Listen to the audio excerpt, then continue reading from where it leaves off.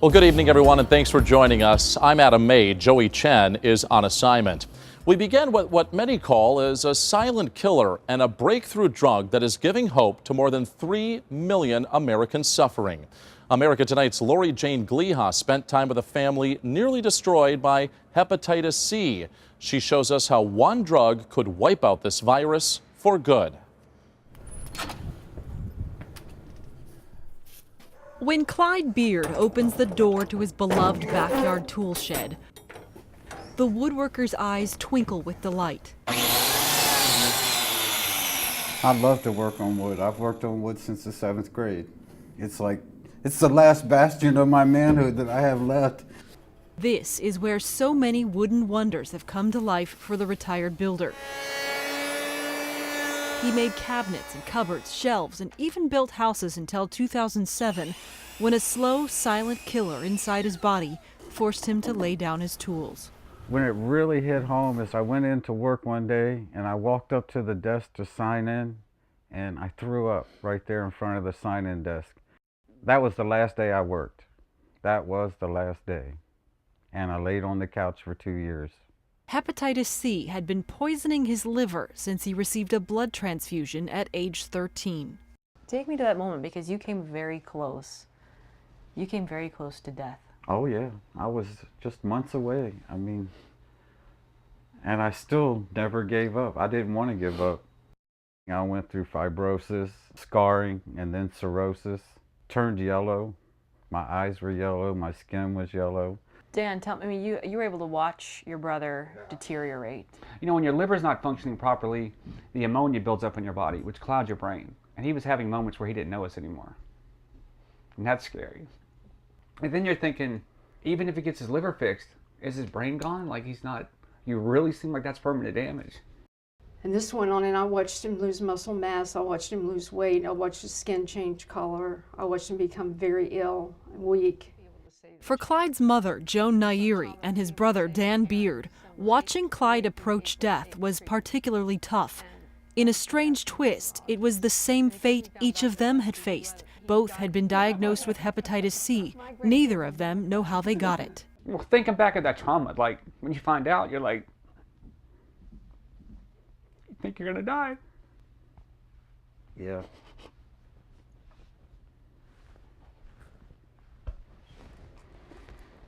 Sorry.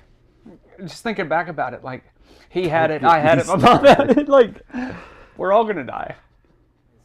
The National Institutes of Health estimate as many as 180 million people worldwide are infected with the disease. The sickness leads to 17,000 deaths each year in the United States. It spreads through contact with infected blood. Dr. Anthony Fauci heads the National Institute of Allergy and Infectious Diseases. There has been treatment for hepatitis C, but the treatment has not been overwhelmingly effective, number one, and number two, it has had considerable toxicity. Traditional treatment involves months of interferon injections, which often cause flu-like symptoms, depression, anemia, or psychiatric issues. And the cure rate among the most severe patients is only about 40%. When you finally started undergoing treatment, I mean, what kinds of side effects did you endure? Oh, the side effects are, an intense chilling sensation inside your body that you can't get rid of. You can't warm up. I mean, you feel like you freeze from the inside out. So you put blankets on to try and get warm, and it doesn't help because you're still cold inside. You're shivering under a blanket. Dan tried various types of treatment to tackle the disease and cleared the virus from his system in 2012. After 7 failed treatments and a brush with death, Clyde underwent a liver transplant.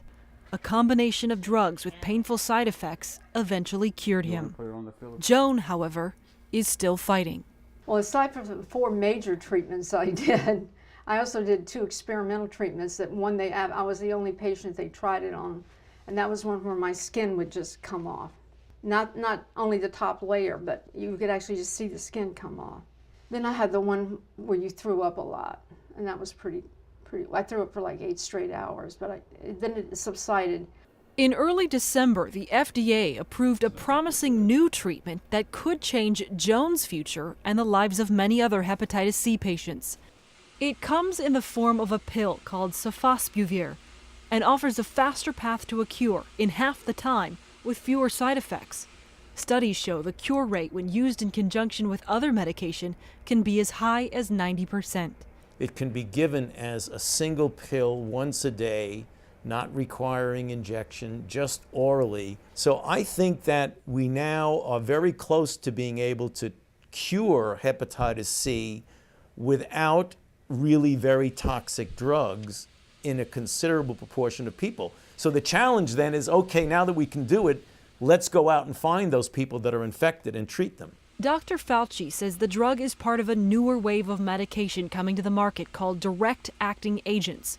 Unlike other drugs which stimulate the immune system to fight off the disease, this medication directly targets the virus to prevent it from replicating. I'm generally considered conservative in my predictions for disease. I don't talk in terms of breakthroughs or what have you, but I think that with the use of combination direct-acting agents, that we can see the light at the end of the tunnel, that we might be able to essentially cure most of the people who have this disease. Now, it's very dangerous for a scientist and a health official to give a specific time, but I would say not very much more than 5 years away.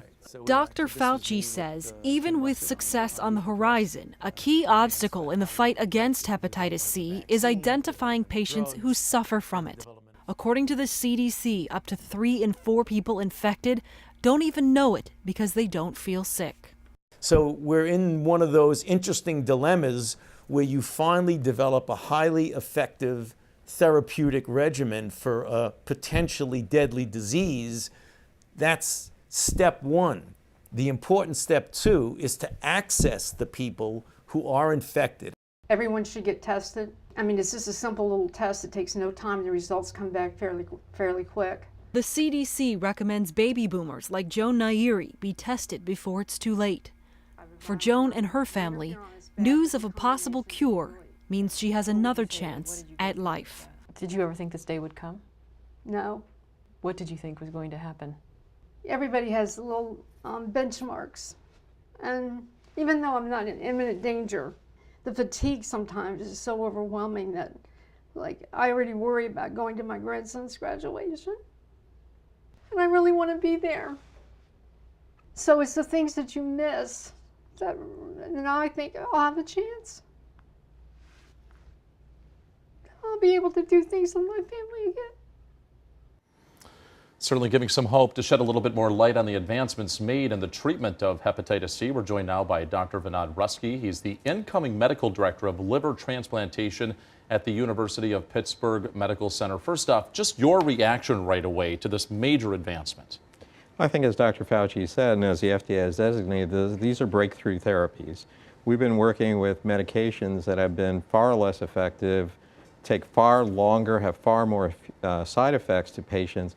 We really have an opportunity now to cure almost everybody with hepatitis C. Sometimes the term breakthrough is used a little bit loosely. You believe that this could actually be a major change agent here, don't you? It is a major change agent. We've gone from not recognizing this virus 25 years ago to therapies that only cured a minority of patients to now being able to cure virtually everyone. The alternative of a liver transplant versus going on this medication, explain to me the difference here. Well, this virus basically causes inflammation in the liver. That's what hepatitis means. The liver tries to react by repairing that damage, lays down scar tissue. Cirrhosis is a scarred liver. The liver has over 500 functions. A scarred liver eventually fails, and that's incompatible with life. You only have one liver. So the purpose of curing this virus is to stabilize that damage. Now, if you don't and end up with a liver transplant, that is obviously a major, major event. You're on lifelong medication with all the infection and rejection risks, and it's far more expensive than the therapies we have. And a liver transplant is not a cure, correct? The hepatitis virus can recur in the liver. It buys you time, and it may buy you a lot of time. but there is an unfortunate small number of people where it can actually lead to accelerated damage after a transplant. So the better thing to do, obviously, is to cure the disease. You use the term buying time. Obviously, this is a medication. There are people that need to make money on the medication because a lot of money was spent on research for it. I heard that the pill here costs $1,000 a piece. How many pills does a patient need for this? Could you kind of talk about the price issue with me a little bit? Sure. Let me preface it by saying, as a physician, my job is to basically bring forth the best information I can to patients and guide them in those decisions. I'm not certainly here to comment on whether these drugs could be cheaper or whether they're priced correctly. However, there are different strains of the hepatitis C virus, what are called genotypes. And so geographically around the world, those frequencies can vary. Most people in the United States have genotype 1. So the current therapy that was just approved is 12 weeks of sofosbuvir plus interferon plus ribavirin. There's another therapy that was also approved, simepravir, and that's also used with interferon and ribavirin. Sofosbuvir, which that really is the breakthrough designation, can cure almost 100% of people in combination with interferon and ribavirin.